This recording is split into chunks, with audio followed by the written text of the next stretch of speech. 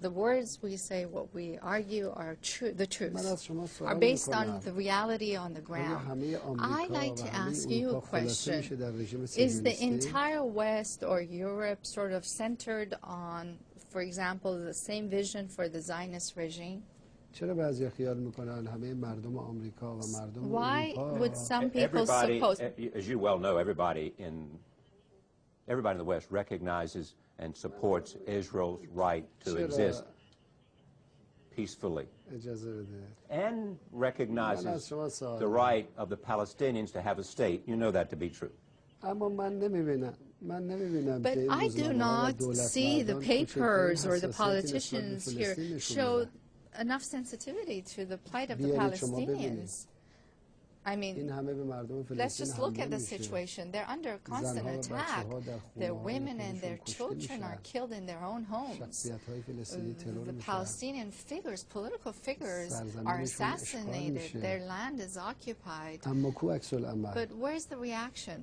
Is it belated? Is it sufficient in the newspapers here, in the media here, among politicians here? You might believe that it is there. But, well, I mean, well, in parentheses, I do want to add that I believe the American people are sensitive to those issues. They're good people. But the media here and the politicians here do not reflect what the people here think about that situation.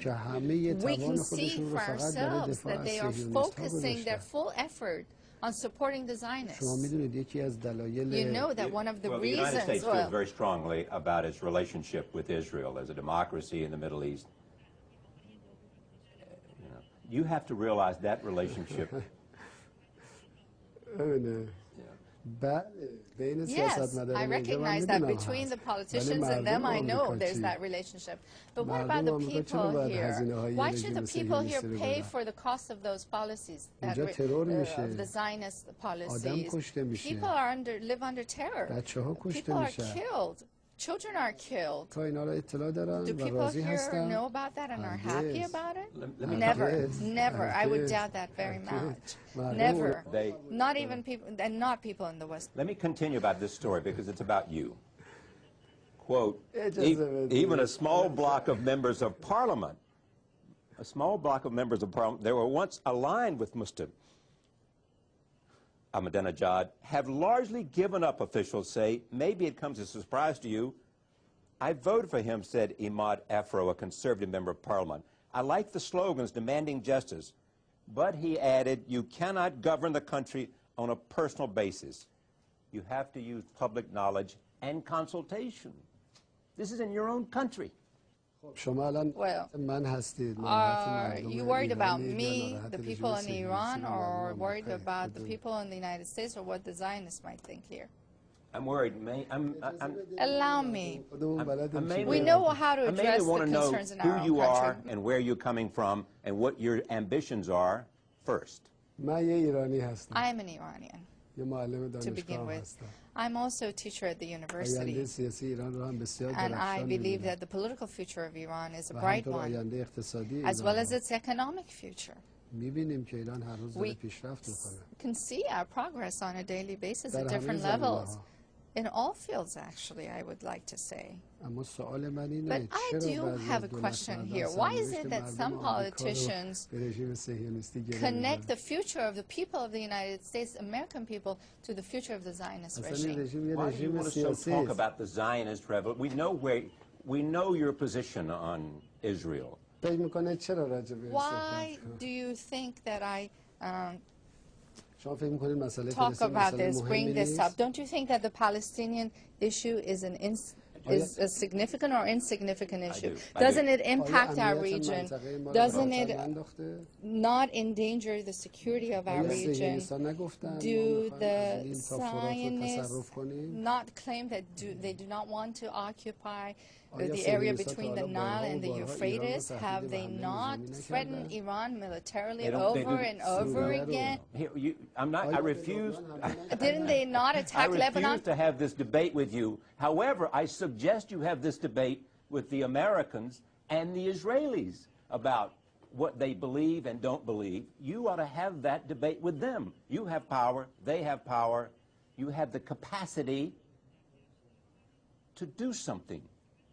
Don't ask me questions. Go do something. Well, I'm telling you what my opinions are, where I come from. We have solutions. We have solutions for the future of Palestine as well as the future of Iraq that will benefit everyone. And our solution is a humanitarian one. So we have to allow the Palestinian people to decide on their own. Then why don't you support the peace plan of King Abdullah of Saudi Arabia? Do you support it? Here's what he says. We'll agree on the 67 borders. We'll recognize a Palestinian state, and we'll make peace with Israel. Why don't you do what your Arab brothers are prepared to do?